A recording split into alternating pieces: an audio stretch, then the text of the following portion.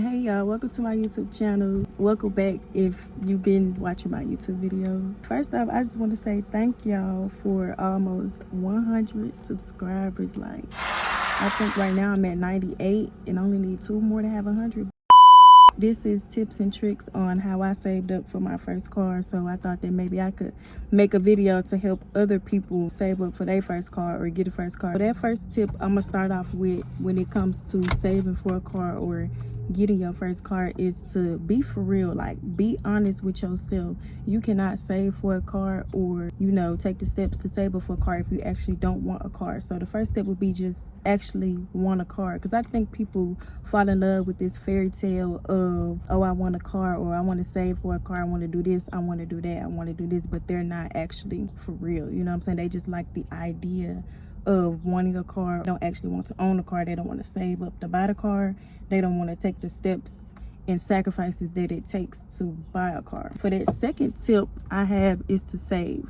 Like, save your money. Like, every bit of money that you touch needs to be saved. Like, if you touch $10, save 5. If you got 20, save 10, save 15. If you really like really want a car, when you really want a car, you're gonna save your money. Like, you're gonna stack your money up to get that car and get to where you want to be. And another saving tip would be to have a savings plan. Don't, like, it's good to just put your money up, save your money however much you can at that time, but also have a plan. Like, every check or every so often that you get paid, however you get paid from whatever income that you have a plan of how much you're gonna save, whether that's the percentage, whether that's a certain amount, or whether that's just a big plan. Now, when I was saving up for my car, I had many goals that I would hit.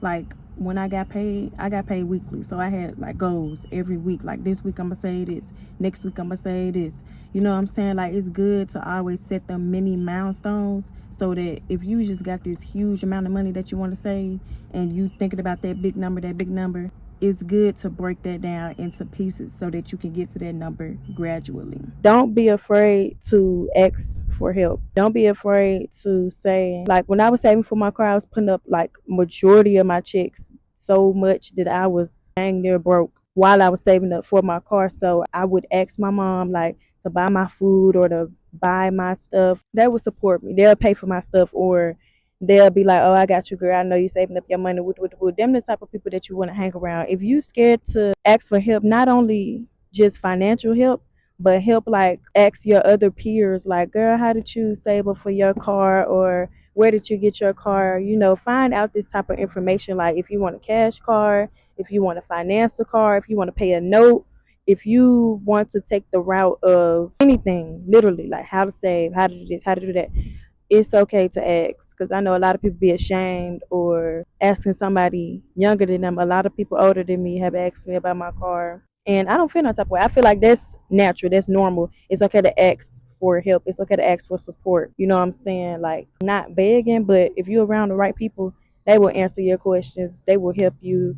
They won't get annoyed. They're gonna understand and really be there for you and support you while you saving up for your car. Don't let people discourage you. If you know you hang around that one person that's like, oh girl, you can't save that amount of money, or you can't get no car your senior year, and you got to pay for prom, and you got all this other stuff going on. Like, I had literally nobody around me telling me that type of stuff. And if I had somebody tell me, oh, you can't save that much amount of money, or you can't get a car right now, you got this going on, this and that, I literally, like, would not hang around that person. Don't hang around people that's gonna discourage you from any goal, whether that's, even if you wanted to save up for a dang blow dryer, hair dryer.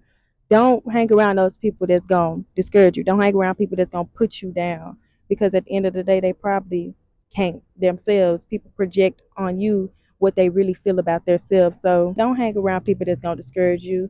And also watch who you hang around. If they know you trying to save for a car and they saying, oh girl, let's go out to eat every weekend, let's do this, let's do that, you need to be careful and watch who you hang around. Watch who you call your friends, because your real friend gonna tell you, oh girl, I got you, or not even financially supporting you. They could tell you, oh girl, let's go do this free, that, this and that third. Like, y'all can have fun and it still be financially smart.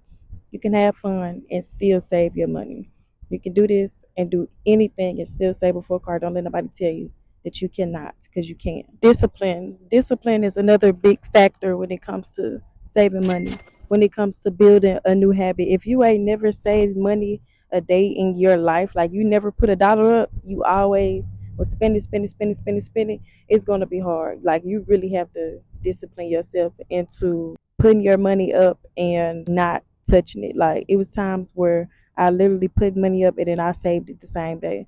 Like you really have to keep that money put up. That's why I said it's important to actually want a car and not actually just like the idea of wanting a car, because a lot of people just like the idea. You have to actually want a car. And if you really, really want a car, you is not gonna touch that money. You're not gonna touch that money. You're not gonna want to touch that money.